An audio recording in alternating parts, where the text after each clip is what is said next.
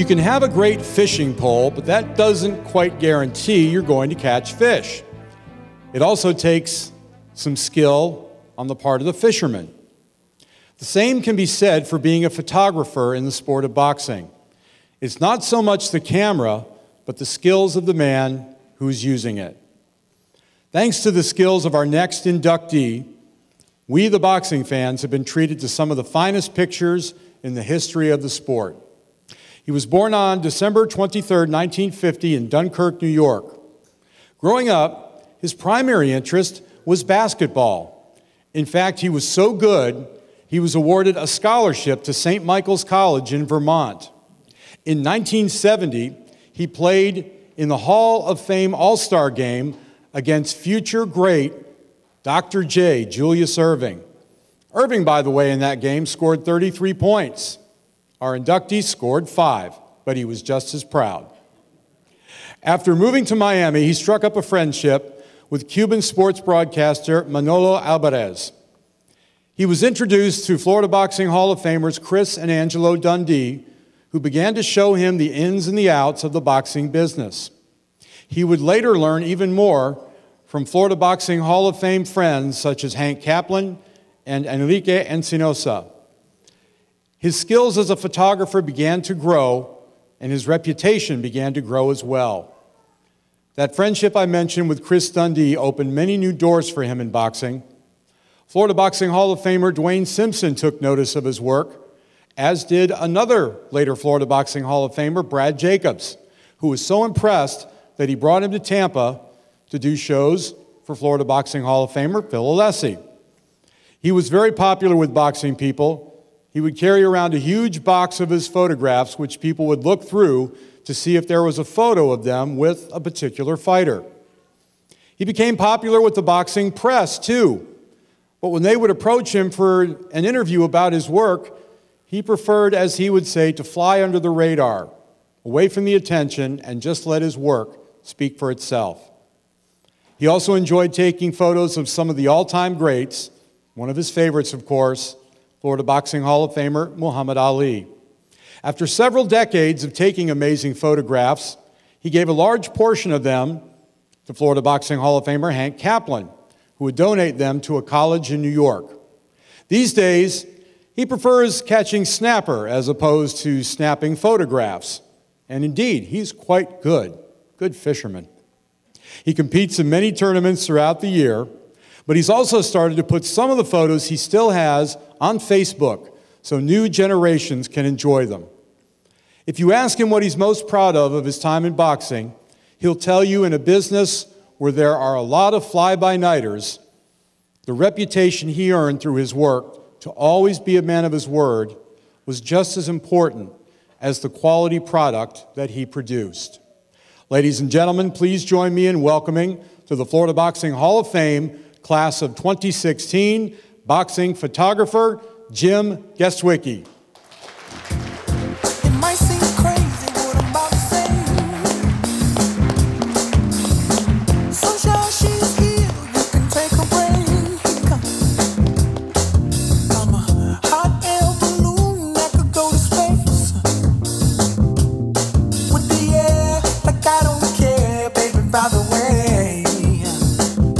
Because I'm happy. Clap along if you feel like a room without a roof. Because I'm happy. Clap along if you feel like happiness is the truth. Because I'm happy. Clap along if you know what happiness is. Thank you very much. Thank you, Butch, Kathy, the Florida Boxing Hall of Fame directors, and everybody involved for giving me this great honor. I'm humbled. I am very proud to go into the Hall of Fame with such an astute group. I've had a chance to meet and have a couple words with Marvin. I know Sugar Baby for a long time. I knew Macho when he was down in Miami.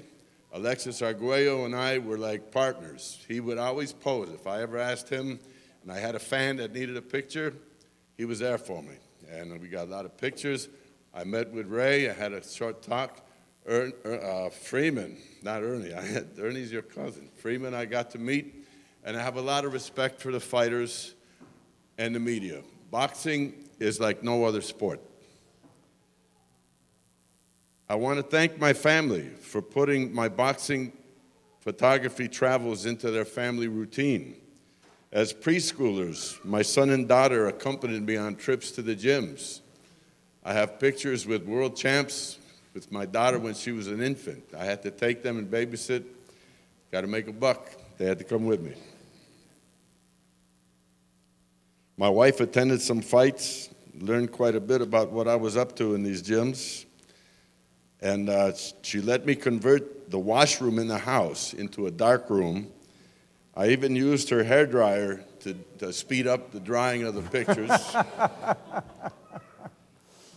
I want to thank the boxing promoters and media people who gave me opportunities when I started out as a photographer.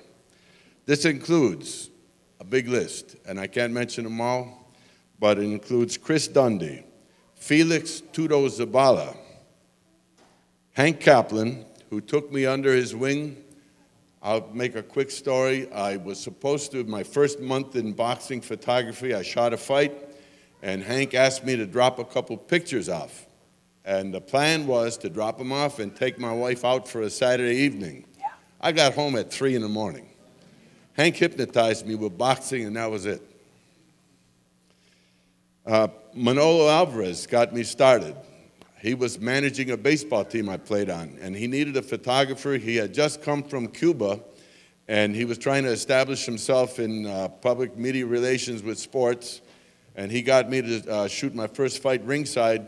Things went off from there. I have a big, big place in my heart for what Manolo helped me get through, to get started with the boxing. Santiago Villazon from El Ring en Español gave me opportunities to go to Las Vegas, New Orleans, shoot the Arguello Pryor fight for his magazine in the Orange Bowl. Walter Alvarez gave me a lot of opportunities to work when he was promoting. Julio Martinez from Hialeah, Al Bonani, I worked for them all. Ramiro Ortiz, and I was very tight with Enrique Encinosa. We carpooled to a lot of fights together. And of course, Dwayne Simpson. Dwayne opened my eyes to the historical value. I had no idea that 30 years from now, some of these pictures, you can't reproduce. We all got gray hair, we all got bellies, but when these guys were in their best, it's a short time in life. As time goes by, those pictures are the only history that we have, because talk is talk. All of these men, plus many more, kept my camera clicking and my darkroom moving. By the way, everybody here today that I work for is paid up.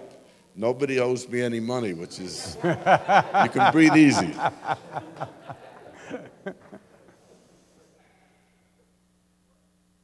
Like Robert said, as a photographer, my habit was to stay out of the spotlight and make other people make the promotion and make the sport of boxing look good.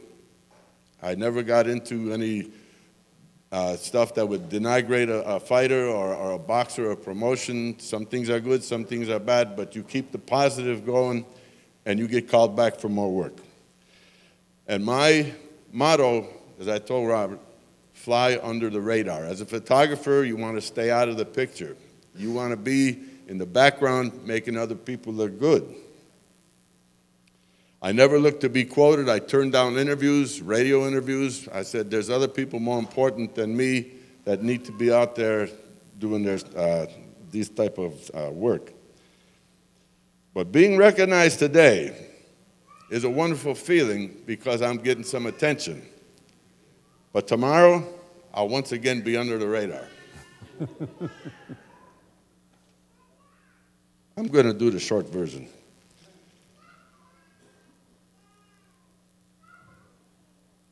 The most important lesson I take from boxing was observing what it took to be a champion. The desire, the drive, the attitude, and focus. You can apply that in a lot of things in life, but to have that championship's qualities, you have to have them if you're in that big fight. All of these qualities come together in the ring. This is what we applaud. I'm just a photographer, but I applaud the fighters. I applaud the trainers and the promoters. That's the qualities that we seek, and I thank you. If you feel like that.